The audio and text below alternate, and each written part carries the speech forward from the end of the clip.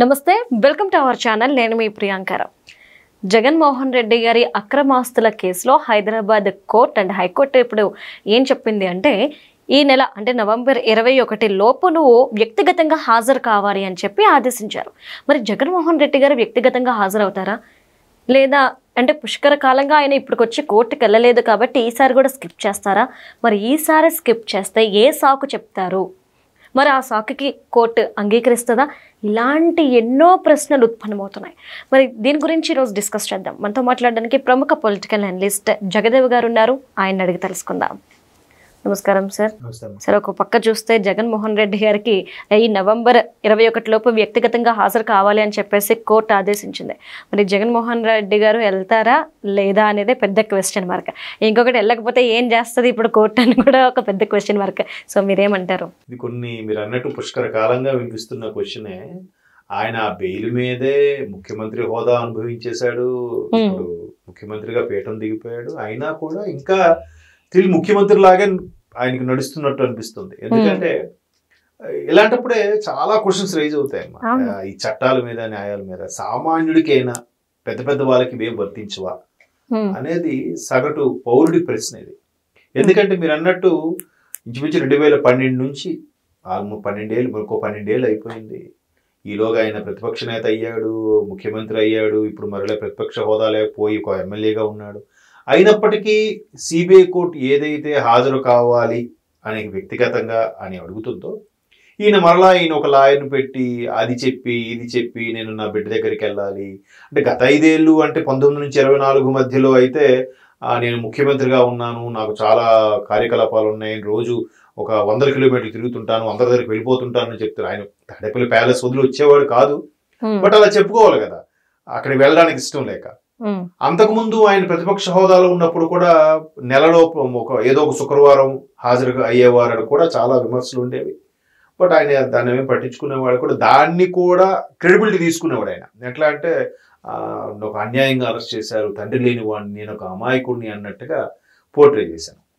So ఇప్పుడు ముఖ్యమంత్రి హోదాలో ఉన్నప్పుడైతే ఓకే, మీకు బోల్డ్ మీటింగులు, అదేదో పవన్ కళ్యాణ్ గారి సినిమాలు అన్నట్టు సంతకాలు పెట్టాలి, అవి చేయాలి కాబట్టి, బిజీ పర్సన్ కాబట్టి హాజరు కాలేరు, ఏదో సాకు చెప్పచ్చు. ఇప్పుడు ప్రతిపక్ష హోదా కూడా లేదు, సాధారణ ఎమ్మెల్యే, మీరు రావడానికి ఏమైంది అనేది సిబిఐ మరలా సిబిఐ కోర్టులో పిటిషన్ దాఖలు చేస్తే, దానికి మరలా వీళ్ళు చెప్పేది ఏంటంటే, నాకు చాలా పనులు ఉన్నాయి, నేను వీడియో కాన్ఫరెన్స్ ద్వారా హాజరవుతాను కూడా చెప్పారట. సో అది కూడా వాళ్ళు ఇప్పుడు మీరు హోదాలో లేరు కాబట్టి ఇప్పుడు రావడానికి ఏముంది, చాలా ఇదైంది కాదు, మీరు ఇప్పుడు రావాలి అని సిబిఐ తరపు లాయర్ కూడా వాదించడంతో ఆయన ఇంకా చేసేది ఏం లేక ఇంకో సాకు చెప్పడానికి కూడా ఆస్కారం. ఎందుకంటే 12 ఏళ్ళుగా రకరకాల ఎన్ని స్టోరీలు చెప్తారు, ఎన్ని స్టోరీలు చెప్తారు, ఎన్ని స్క్రిప్ట్లు వాడతారు, అన్ని స్క్రిప్ట్లు వాడేశారు, ఇంకేం లేదు. సో ఇంకా సరే అని చెప్పి ఇంకొక, మీరు ఒప్పుకోవట్లేదు కాబట్టి 14 లోపు రమ్మని చెప్పారు, 14, ఇంకొక వారం గడువు తీసుకున్నారు 21 వరకు. సో ఈలోగా వెళ్తారా వెళ్ళరా అంటే మళ్ళీ అప్పుడు ఇంకేదో స్టోరీ చెప్తారు, ఇట్లా వాళ్ళకి బాగాలేదు, వీళ్ళకి బాగాలేదు, లేదా నాకు ఆరోగ్యం సహకరించట్లేదు, లేదు అంటే ఇప్పుడు ఆయనకి వీసా పాస్పోర్ట్ కూడా బిడ్డల దగ్గరికి వెళ్ళడానికి కూడా కోర్టు అనుమతి తీసుకుని వెళ్లే పరిస్థితి ఉంది. మొన్న రీసెంట్ గా వాళ్ళ బిడ్డలు చూడడానికి వెళ్ళి వచ్చారని కూడా మనం విన్నాం. అప్పుడు కూడా కోర్టు అనుమతి తీసుకుని వెళ్ళారంట. ఇప్పుడు ఈ వ్యవహారం మీద ప్రస్తుత డిప్యూటీ స్పీకర్ గా ఉన్న RRR గారు కూడా చాలా సందర్భాల్లో కోర్టుకి లేఖలు రాశారు, కేంద్రానికి లేఖలు రాశారు. ఈవెన్ బీజేపీ ఎంపీ ఆవిడెవరు, మన రాజమండ్రి ఎంపీ పురంధరేశ్వరి గారు కూడా ఒక లేఖ రాయడం జరిగింది. ఇవి రాస్తే అప్పుడు సెంట్రల్ నుంచి రాష్ట్ర హైకోర్టు, తెలంగాణ రాష్ట్ర హైకోర్టుకి, తెలంగాణలో ఉండే సిబిఐ కోర్టుకి వాళ్ళు రాసిన లేఖలు ఏంటంటే, అసలు 12 ఏళ్ళుగా ఇది ఎలా సాధ్యం, ఎందుకు ఇలా జరుగుతుంది, మీరు ఒక కేసు కొలికి తీసుకురండి, దీని మీద ఎక్స్ప్లెనేషన్ ఇవ్వండి అని చెప్పి సుప్రీంకోర్టు కూడా ఆర్డర్స్ పాస్ చేసిందంట. ఇప్పుడు దానికి పాస్ చేయగానే వాళ్ళు ఇచ్చే ఆన్సర్ ఏంటంటే, ప్రతి 2 ఏళ్ళకి జడ్జి మారిపోతున్నాడు. అంటే ఇప్పుడు ఒక జడ్జి వచ్చారు, ప్రతి జడ్జి కూడా 2 ఏళ్ళకు మించి ఆ పర్టికులర్ స్థానికత అలవాటైతే తెలుసో తెలియకుండో, అంటే నేను అనుకుంటున్నాను, ఇది నాకు దాంట్లో ప్రాపర్ లా నాకు తెలియదు, మేబీ అలవాటు అవ్వడం వల్ల ఒక ఈ పక్కింటి వాడో పొరుగింటి వాడో, అరే మంచివాడే, తెలిసినవాడే, ఈడియోలో తప్పు చేయడే అనే భావన జడ్జి అనేవాడికి ఉండకూడదు. న్యాయమూర్తికి, న్యాయమూర్తి దృష్టిలో అందరూ సమానమే. ఏ ఒక్కరికి ఏ ఒక్కరి వైపు న్యాయం మాట్లాడకూడదు, అందరినీ సమదృష్టితో చూడాలి కాబట్టి రెగ్యులర్ గా న్యాయమూర్తిని మార్చుతూ ఉంటారేమో నేను అనుకుంటున్నాను. మేబీ దాంట్లో లా ఎలా ఉందో నాకు తెలియదు. సో అలా మారుతూ వస్తున్నారంట. జగన్మోహన్ రెడ్డి గారి కేసు వ్యవహారం రెడ్డి వచ్చారు మొదలెట్టి, నిజంగా రెడ్డి గారే కాబట్టి రెడ్డి వచ్చారు మొదలెట్టండి సామెతలాగా ఆయన రావడం, మరలా ఈయన మీద ఉండే ఎలిగేషన్ ఏంటి, క్విడ్ ప్రోకో అని, ఎవరు సిబిఐ ఇన్ని కోట్లు జప్తు చేసిందని, ఈ ఎన్ఫోర్స్మెంట్ డైరెక్టరేట్ ఒక సుమారుగా 38,000 కోట్లు జప్తు చేసిందని, ఇవన్నీ విని అంతా ఇంకా జడ్జి గారు తీర్పిస్తారని టైంకి ఆయన ట్రాన్స్ఫర్ అయిపోతున్నాడంట. మళ్ళీ ఇంకో ఆయన వస్తున్నాడు, మళ్ళీ రెడ్డి వచ్చారు మొదలెట్టండి అన్నట్టు మళ్ళీ స్టోరీ అంతా మాట్లాడుకుని ఇట్లాగా ఇప్పటికీ 6 జడ్జిలు మారారంట ఈ 12 ఏళ్ళు. 6 ఏళ్ళు 12. మొదటి 5 కూడా ఏదో రీజన్ మీద వెళ్ళారు, కానీ 6వ అతను కూడా వితౌట్ రీజన్ తో పంపించారంట. అంటే ఏం జరుగుతుంది, తెరవనికి ఏమైనా జరుగుతుందా అనేది ఈ మధ్యకాలంలో కొంతమంది సీనియర్ విశ్లేషకులు వాళ్ళ యొక్క సొంత ఛానల్లో ఈ విషయం బట్టబయలు చేశారు. ఈ 6వ జడ్జి ఎందుకు ట్రాన్స్ఫర్ అయ్యాడు, దీనికి వీళ్ళు చెప్పే సాక్ ఏంటో తెలుసా, హాస్యాస్పదంగా ఉందని చెప్పి ఆయన చేశాడు. మీరు అది వాస్తవం అయి ఉండొచ్చు, ఒకవేళ అది అవాస్తవం అయితే ఆయన మీద చర్యలు తీసుకుంటారుగా. న్యాయస్థానాల మీద ప్రశ్నించే స్థాయి ఎక్కడుంది? సో అలా జరుగుతుంటే ఇంకెంతకని డ్రాగ్ చేస్తారు? ఎప్పుడో ఒక రోజు అదేదో సామెత అంటారు, 100 గుడ్లు తిన్న రాబందు కూడా ఒక గాలివానికి ఇదైపోతుంది అన్నట్టుగా ఎంతకని డ్రాగ్ చేయగలరు?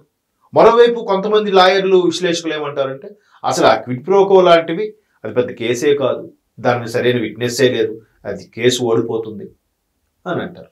అసలు ఈ కేసుకు సంబంధించి జగన్మోహన్ రెడ్డి గారు 12 ఏళ్ళుగా ఎదుర్కొంటున్న సందర్భం ఎలా? యూపీఏ చైర్పర్సన్ సోనియా గాంధీ గారు ఉన్నప్పుడు, మన్మోహన్ సింగ్ గారు ప్రధానమంత్రిగా ఉన్నప్పుడు పెట్టిన కేసు ఇది. అది అటు తిరిగి ఇటు తిరిగి వాళ్ళేం అనలేక వాళ్ళేం చేయలేక ఇటు చంద్రబాబు నాయుడు గారు టీడీపీ వాళ్ళు పెట్టిన కేసు అన్నట్టుగా వీళ్ళ మీద కక్ష సాధింపుగా గత 5 ఏళ్ళలో ప్రవర్తించారు. కాంగ్రెస్ హయాంలో కదా అది పెట్టింది. దాన్ని ఇప్పటికీ ఆయన కొలికి రాక కొట్టుకుంటూనే ఉన్నారుగా. ఇంకా అంటే ఒక వ్యక్తి మీద కేసు, ఇన్ని రకాల కేసులు, అన్నిట్లో A1గా ఉన్న వ్యక్తి, A2గా ఉన్న వ్యక్తి విజయసాయి రెడ్డి గారు, ఈ జగన్మోహన్ రెడ్డి గారు లాంటి కేసులు వచ్చిన తర్వాతే ఆడిటర్లు కూడా ఈ కేసుకు జతపరచడం స్టార్ట్ చేశారు. అంతకుముందు ఆడిటర్లు ఉండేవారు కాదంట. ఆడిటర్లు ఏదైనా చేసేవారు, సెట్టింగ్స్ చేసేవారని రకరకాలుగా చెప్తూ ఉంటారు. బట్ ఈ వ్యవహారం వచ్చిన తర్వాతే దాని లావాదేవీలు మొత్తం వ్యవహారాలన్నీ కూడా ఆడిటర్కే తెలుస్తాయి కాబట్టి ఆడిటర్లు కూడా జత చేయడం స్టార్ట్ చేశారు కేసులో. ఇప్పుడు అన్నిట్లో జగన్మోహన్ రెడ్డి గారు A1గా ఉంటే A2గా విజయసాయి రెడ్డి గారు కూడా ఉన్నారు, ఎందుకంటే ఆయన ఆడిటర్ కాబట్టి. అది కాకుండా బాగా క్లోజ్ కుటుంబానికి, రాజశేఖర రెడ్డి గారి హయాం నుంచి కూడా కుటుంబ వ్యవహారాలు కానీ వ్యాపార లావాదేవీలు కానీ చూసుకునే వ్యక్తి. సో అంత పకడ్బందీగా వాళ్ళు ఫైల్ చేసుకున్నప్పటికీ ప్రతి 2 ఏళ్ళకి న్యాయమూర్తి మారిపోవడం, మరలా మొదటి నుంచి స్టార్ట్ చేయడం, బెయిల్ మీద 12 ఏళ్ళుగా నడవడం, ఇది ఎక్కడ సాధ్యం చెప్పండి? మేబీ అంటే ఇది ఇప్పుడు కూడా అరెస్ట్లు అంటే జరగవమ్మ, మళ్ళీ ఇంకేదో చెప్తారు, ప్రతిదీ ఆ లూప్ హోల్స్ పట్టుకుంటారు, అయిపోయింది. ఓకే, కోర్టు సమయాన్ని వృధా చేయొద్దు అనే ఉద్దేశమో లేదా ఇంకో ఇతర కారణాలతో మళ్ళీ పోస్ట్ పోన్, మళ్ళీ డ్రాగన్ జరిగేది ఇదే జరిగింది. ఎందుకంటే మొన్న లిక్కర్ స్కామ్ లో కూడా అసలైన బిగ్ బాస్ అరెస్ట్ ఎప్పుడు అన్నారు, పేరు కూడా పెట్టకుండా కదా. మరి ఏమైంది? అందరూ అరెస్ట్ అవుతున్నారు కానీ అక్కడ వరకు వ్యవహారం అసలు ఫస్ట్ ఆ బిగ్ బాస్ కి పేరు పెట్టతే ఆ తర్వాత ఒకే కొనుక్కొచ్చింది. Right. Thank you so much sir. Thanks అమ్మా.